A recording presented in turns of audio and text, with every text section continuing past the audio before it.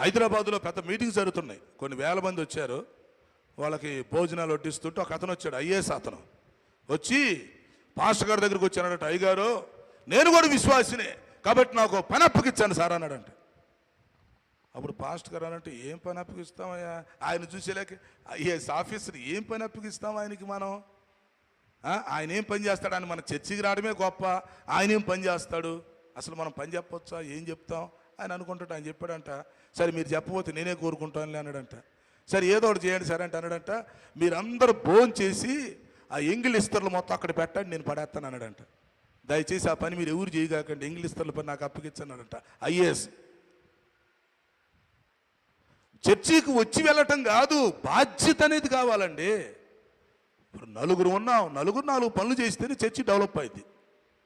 మనం 10 మంది ఉన్నాం, 10 మంది 10 పనులు చేయాలా? అది అలా చేయకుండా మనం వచ్చేసి మనం ఏదో చుట్టం చూపుకి వచ్చినట్టు, గెస్టులకు వచ్చినట్టు, ఇన్స్పెక్టర్లకు వచ్చినట్టు చర్చికి వచ్చి వెళ్ళిపోతే అదేం పద్ధతి? ఆశీర్వాదం ఎక్కడి నుంచి వచ్చింది? చర్చి డెవలప్మెంట్ అటు జరిగిద్ది. కనుక అర్థం చేసుకోవాలి, ఈ స్తంభం అనేది ఎలాగైతే నిలబడి ఆ చక్కగా బరువు మోస్తుందో, ఆ బిల్డింగ్ నిలబడటానికి అది ఎలా తన బాధ్యత చేస్తుందో, మరి సంఘం నిలబడాలంటే, సంఘం అభివృద్ధి అవ్వాలంటే, నూతనాత్మలతో నింపబడాలంటే, ఉద్యోగంగా ఉండాలంటే ప్రతి విశ్వాసి కూడా దేవుడిచ్చిన తలంతులను బట్టి, ఇంట్రెస్ట్ని బట్టి ఎవరి పనులు చేస్తుండాలి.